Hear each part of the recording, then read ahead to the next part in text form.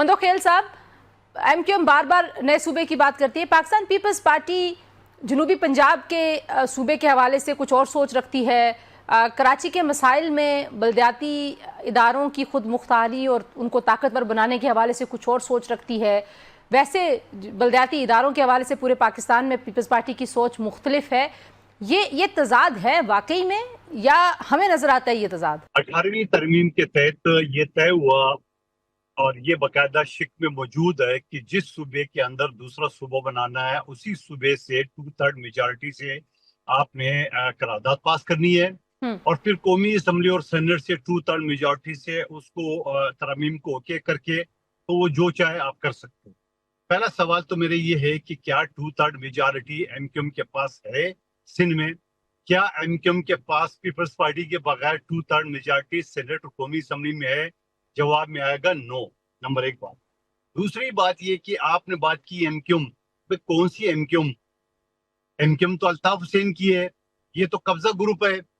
ये तो जो कब्जा ग्रुप है ये अभी कल परसों की आप देख रहे वसीम बादामी की शो में फारूक सत्तार साहब फरमा रहे थे कि शुक्र करे कि फारूक मुस्तफा कमाल को एमक्यूएम ने तस्लीम की है।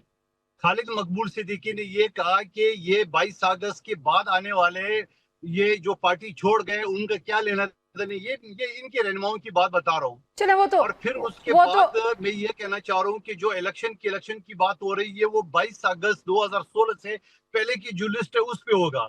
और फिर मैं ये भी कहना चाहूंगा कि 2024 में मेरे और मुस्तफा कमाल का एक ही हल्का है शहबाज शरीफ समेत, वहाँ मुस्तफा कमाल साहब चौथे नंबर पे आए थे। इस मरतबा जो है वो मुस्तफा कमाल साहब 3800 वोट लेके और फॉर्म 47 के, और ये मैं नहीं कह रहा हूँ, इलेक्शन से 2 महीने पहले मुझे फैसल वाडा ने बता दिए ये सीट मुस्तफा कमाल को दे दी गई। आपको पता है कि वो चेता है, किसका चेता है सबको पता है। लेकिन सवाल ये कि जो बात हम एमक्यूएम का इस्तेमाल करें तो ये मेहरबानी कर नेक्स्ट टाइम आप ये कहो कि मुस्तफा कमाल ग्रुप ने ये कहा। अच्छा मंदोखेल साहब थोड़ी देर के लिए इस बहस को, सर आप भी वकील हैं, मुझे पता है कि मैं रोकना जरा मुश्किल है आप दोनों को ही, लेकिन एक लम्हे के लिए छोड़ देते हैं इस बात को कौन क्या कह रहा है। जो बात कही जा रही है कि कराची में मसाइल हैं, क्या ये बात दुरुस्त नहीं है? सवाल तो बुनियादी ये है कि कराची के अगर मसाइल हैं तो उसका हल किसने करना है? मैं ये नहीं कहूंगा कि दूध की नहरें बह रही, यकीनन मसाइल है, हर शहर में हर जगह पे मौजूद है।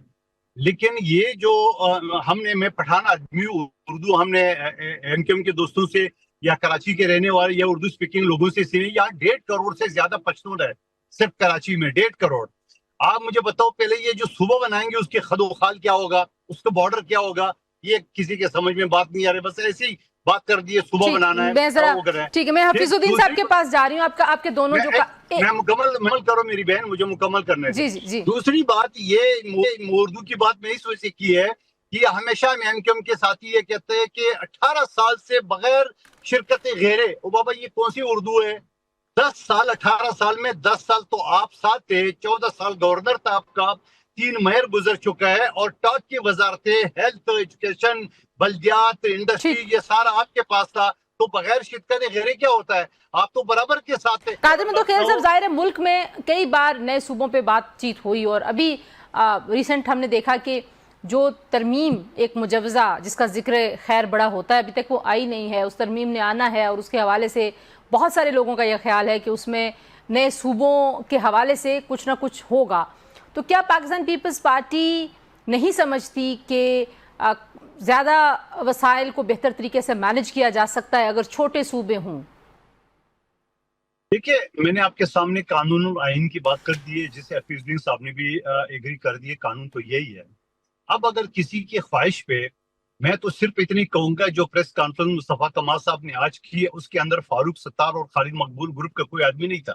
ये पीएसबी ग्रुप है। ये आप यो कहेंगे एमक्यूएम ब्रैकेट में पीएसबी लिख दे, ठीक है, तो ये उनका है। अब अगर मुस्तफा कमाल से पूछे आप खालिद मकबूल से या फारूक सत्तार से, वो उनसे अलग बात करेंगे, इनकी बात को एग्री नहीं करेंगे।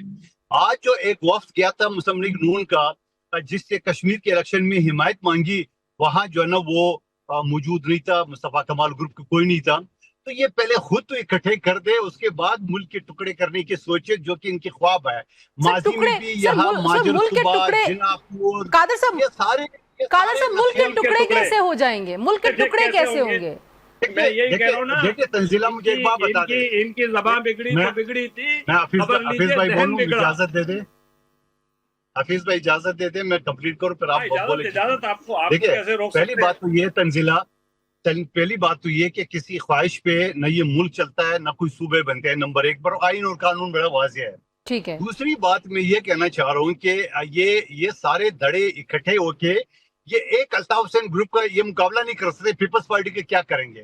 آپ نے دیکھا کہ یا فارم 47 کے تحت سارے آ گئے، اور خود ان کے ویڈیو جو آ گئی ہے مصطفیٰ کمال صاحب کی اور ٹسوری صاحب کی کہ ہمیں یہ ووٹ نہیں آپ ملے۔ لوگ پیپلز پارٹی ہمیں جواب جواب دینا دیں ہوگا۔ جناب، آپ کدھر 22,000 ارب روپے سے زائد کے فنڈز گئے اور کراچی میں کیوں نہیں لگے وہ فنڈز؟ جی یہ کسی نے ٹیلی فون کر کے رانا ثناءاللہ کو بول دیا ہے، اگلا ٹیلی فون آگے مصطفیٰ کمال، یہ ایک ٹیلی فون کی مار ہے، کھڑے ہو جاؤ بیٹھ جاؤ، یہ ٹیلی فون والے، ٹھیک ہے، نمبر ایک بات۔